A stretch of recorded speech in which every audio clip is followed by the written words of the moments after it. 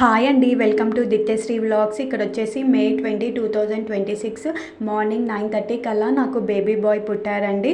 First దిత్య అప్పుడైతే evening పుట్టింది. దిత్యనేమో నాకు బ్రీచ్లో ఉండే కాబట్టి సి సెక్షనే చేసుకోమని చెప్పారు డాక్టర్స్. అయితే నార్మల్కి అస్సలు ట్రై చేయొద్దని చెప్పారు. అంటే కొన్ని ప్లేసెస్లో బేబీ బ్రీచ్లో ఉన్నా కూడా నార్మల్కి ట్రై చేస్తారు. కాకపోతే నాకు ఫస్ట్ అట్లా అయ్యింది కాబట్టి ఎందుకు రిస్క్ తీసుకోవడం అని చెప్పేసి డాక్టర్స్ సెక్షన్కే వెళ్ళారు. అండ్ ఇక్కడ వచ్చేసి నాకు బేబీ బాయ్ ఏమో సెఫాలిక్లో ఉన్నారు. ఇంకా దిత్యాకి ఈ బేబీకి 1 ఇయరే గ్యాప్ ఉంది కాబట్టి నార్మల్ డెలివరీకి ట్రై చేసే ఛాన్సెస్ అస్సలు లేవని చెప్పారు. ఎందుకంటే మనకి ఇప్పుడు ఒకసారి సి సెక్షన్ అయిన తర్వాత మనకి నార్మల్ డెలివరీ కావాలంటే ఫస్ట్ బేబీకి ఈ బేబీకి అట్లీస్ట్ ఒక 4 to 5 years గ్యాప్ ఉండాలి. And also previous stitches scar అంతా బాగుంటేనే నార్మల్ డెలివరీకి ప్రొసీడ్ అవుతారండి. ఇంకా నాకు ఫస్ట్ దిత్య అప్పుడు కూడా ఫస్ట్ వర్క్ మా హస్బెండే చేయించారు. ఈ హాస్పిటల్లో మేము అడ్మిట్ అయినప్పటి నుంచి ఇంకా నన్ను బేబీని మొత్తం హస్బెండే కేర్ తీసుకున్నారండి. ఎందుకంటే మా అత్తమ్మకి బేబీని ఎత్తుకోవడానికి రాదు. అండ్ ఆల్సో కొంచెం తనకి భయంగా ఉంటుంది కాబట్టి మొత్తం నన్ను మా బేబీని మొత్తం మా హస్బెండే హ్యాండిల్ చేశారండి. నేను ఫస్ట్ దిత్య అప్పుడైతే చాలా ఈజీగా రికవరీ అయిపోయాను, చాలా ఫాస్ట్గా నచ్చానండి.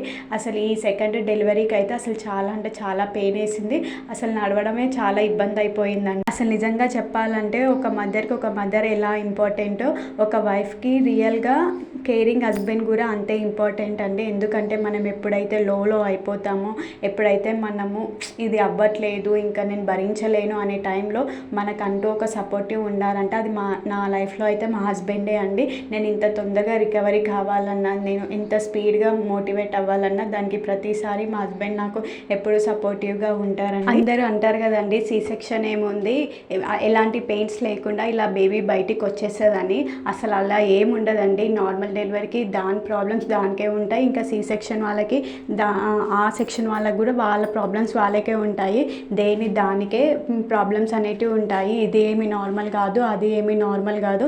నేను ఫేస్ చేస్తాను కాబట్టి నాకు సెకండ్ టైం అయితే అసలు నిజంగా అంటే అసలు భరించలేకపోయానండి. ఒక్కసారి ఇట్లా భూమిపైన ఇట్లా కాళ్ళు 24 hours తర్వాత నడుస్తాం కదా, ఇట్లా ఒక షాక్ వచ్చినట్లు అనిపించింది. ఫస్ట్ టైం నాకు అసలు ఇంత హార్డ్ అవ్వలేదు. ఈ సెకండ్ టైం మాత్రం చాలా అంటే చాలా ఇబ్బంది అయిందండి. ఇంకా ఆ 3 days మేము హాస్పిటల్లో ఉన్నన్ని డేస్ మాత్రం మార్నింగ్ నైట్ మొత్తం ఇంకా మా హస్బెండే బేబీని కేర్ చేశారండి. అసలు నాకే బాధ అనిపించింది. అసలు నిద్ర లేకుండా బేబీకి ఫీడింగ్ బాటిల్ ఫీడ్ ఇస్తూ ఇంకా బర్పింగ్ చేస్తూ బేబీకి హాట్ వాటర్తో క్లీన్ చేస్తూ ఇంకా డ్రెస్సింగ్ చేస్తూ బేబీ ఏడుస్తే హ్యాండిల్ చేయడం. అబ్బా నాకే నేను తొందర రికవర్ అయ్యి బేబీని ఎప్పుడు చూసుకోవాలి, మా హస్బెండ్ కూడా కొంచెం రెస్ట్ దొరుకుతుందని చాలా అనిపించింది అండి. Thanks for watching this video అండి.